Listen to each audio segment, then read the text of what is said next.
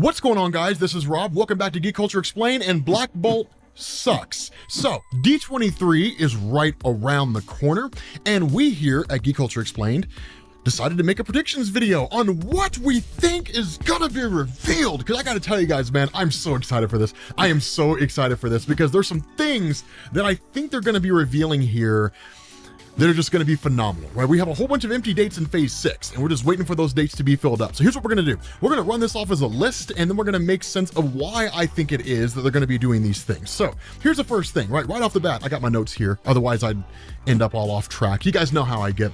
So here's what I think is going to happen. First things first, I think they're going to announce something X-Men and Wolverine related. Now, if I had to choose between the two, they may very well announce like the name of the X-Men movie, and they might give us a date. But in terms of actually focusing, I think they're going to focus on Wolverine. Now, again, we'll talk about why I'm choosing these things as we get further into the video. But after announcing Wolverine, there's the obvious choice, the one that we know they're most likely going to announce, which is going to be Deadpool. I can't imagine that they're not going to announce Deadpool 3. And if I'm a betting man, I would say Deadpool 3 will probably be the final announcement. It'll be like the big grand poobah announcement. We're all excited, we're all looking forward to it, so it makes sense that they would do that. Now, this leads into my next choice, which is Nova. And of course, there's a few different versions of Nova that exist out there in Marvel Comics, so we'll talk about which one it is that I'm choosing here. Now, my next choice here is the Fantastic Four. Now, for the most part, Fantastic Four was at least partially announced during San Diego, in the sense that it was Kevin Feige coming out and just being like, it's a project that exists and we're working on it. But I think this is going to give us more information. Again, we'll talk about that here in a minute. But following that, of course, I think we're going to go into one of the things that at least I want to see really more than anything else.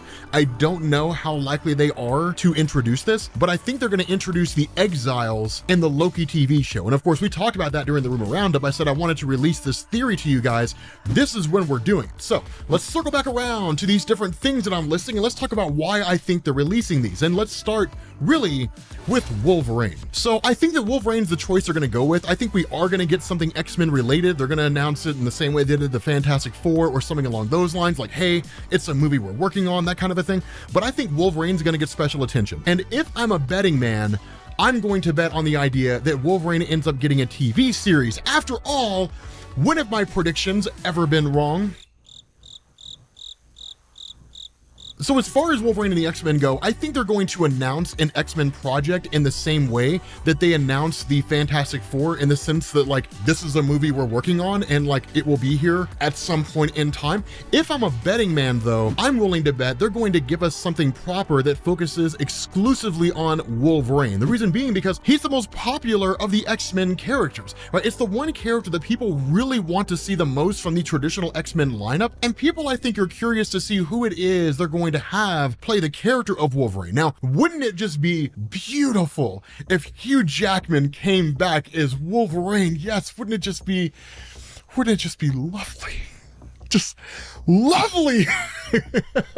I would absolutely love that. Alas, I don't think that's gonna happen. Wolverine was played by Hugh Jackman for 17 years. The guy is technically immortal, but he's only got so much time that he can play the character of Wolverine before I imagine he gets tired and wants to play something else. However, Harrison Ford also said he was never gonna come back as Han Solo until Disney dropped a huge pile of money on his front door, so maybe that's what's gonna go on with Hugh Jackman. Maybe he does return. Regardless of who it is that's playing the character, I think the big announcement for Wolverine at D23 is going to be that they're going to do a TV show. But this goes into the theory video that we made about Wolverine in terms of what they would do with him in the MCU. And I won't go super in depth in this video since we do have a whole video on it, but the long and short of it is that I would do a Wolverine TV show. I think Wolverine's popular enough for that. It looks like they're going in the direction of doing TV shows because a TV show offers the ability to give us more plot detail for characters than we would otherwise get in a film.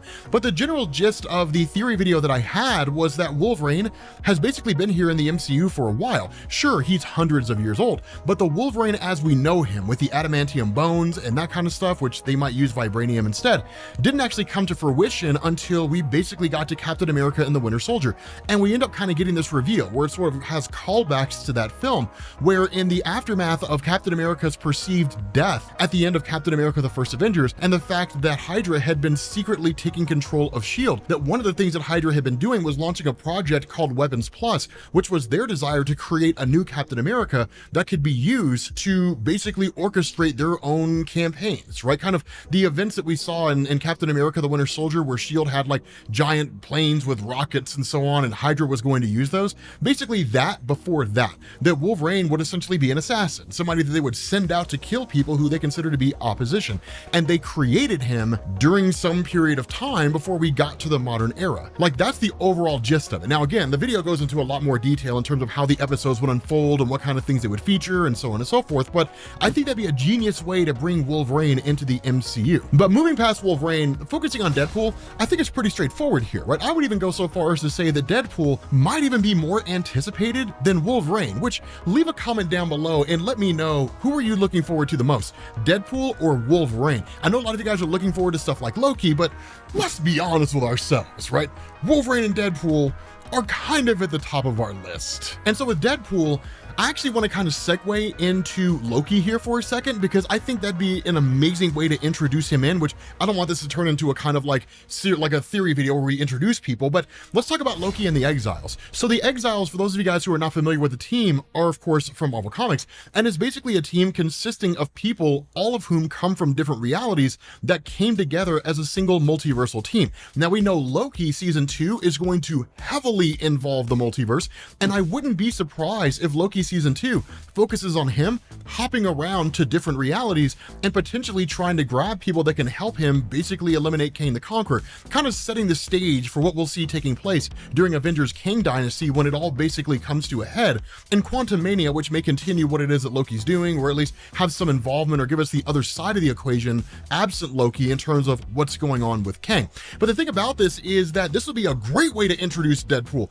because you could have some hilarious moments. Could you imagine Ryan Reynolds Deadpool teaming up with Loki? Could you imagine that? A Deadpool Loki team up? That's never even happened in the comics. That would be amazing, right? It's just like Deadpool and Loki team up, and like Deadpool would come up with like a theme song for him, and it would piss off Loki to no end, but it would be hilarious for us as the fans. I feel like that's just a golden opportunity, and it'd be a great way to bring him in, especially if it's one of those things where they just want to kind of bring Deadpool in, but they don't really want to go through like a whole bunch of hassle on how it is that he got here, right? He just kind of hitches a ride alongside Loki. He just won't leave, and Loki's like, well, I mean, I guess I could have some kind of use for you, and then it just kind of goes from there. I think that's a great way to sort of kill two birds with one stone. Give us a potential new team in Loki in the form of the Exiles, and bring in a character that we've been dying to see. Having said that, that's probably not what's going to happen. I don't know how they're going to introduce Deadpool. I don't know what form it's going to take, but I think that like revealing Deadpool at D23, it has to happen. There's no way it can't. Now this takes us into Nova, and the reality here is we have a couple different options. The first one is Richard Rider, and the second one is Sam Alexander. As far as what they're going to reveal at D23, I think the best choice for them to reveal here is Sam Alexander. I think it's their best choice, and the reason why is Richard Rider is cool. I don't want to discount how awesome he is. Sometimes he really wasn't cool until basically 2006 going forward, when Dan Abnett started writing the Nova comics. But the thing about this is Sam Alexander has a youthful vibrance that the MCU is likely going to need. That the reality here is, given the nature of what we've seen in terms of Immortus talking to Sylvie and Loki, and how basically Kang is just a really evil variant of himself, how ominous that seemed to be, that the overall feel of Kang Dynasty and Secret Wars seems to be taking us back to the feeling that we had with Infinity War and Avengers Endgame, that while those movies were just phenomenal, they were dark. And I think that having somebody like Sam Alexander, who's a very young kid who basically ends up being inducted into the Nova Corps, especially because now we can probably look at the idea of Thanos having taken the Power Stone from Xandar. The Nova Corps is just in shambles. They were probably destroyed. There's probably the Nova Corps on the hunt for replacements. It's a great way to roll Sam Alexander in, that because he's young and he's so vibrant, he's going to be able to provide a kind of youthful happiness to an otherwise really dark tone. Think of the way that Spider-Man made you feel when you were watching like Captain America Civil War, or you were watching Infinity War and Avengers Endgame. It was a youthful breath of comedy into what was truly a very, very dark story. And I think Sam Alexander could do that. The other reason why I say this, and it can really kind of go either way here, is because we know that Marvel Studios is building up the roster for the next Avengers team. We have not seen Richard Rider or Sam Alexander. So whoever it is that they choose to announce at D23, it will be a fresh face. It's just, in my mind, I think Sam Alexander is going to have a much needed youthful vibrance going into the future of the Marvel Cinematic Universe, specifically in Phase 6, as opposed to Richard Rider, who is a badass, but will actually add to the darker tone as opposed to providing a bit of a break away from it. But of course, that leads us into our final tidbit here, which is the Fantastic Four. Now again, the Fantastic Four was announced in San Diego. I think they're going to give us a little bit more here. There are rumors going around in terms of who has been cast for the Fantastic Four. If I'm being honest with you guys, I think the casting's already done. I think they already know who it is that's going to be playing the roster of the Fantastic Four, and I think they're going to show them at D23. If they don't show us the cast of the Fantastic Four at D23, I think,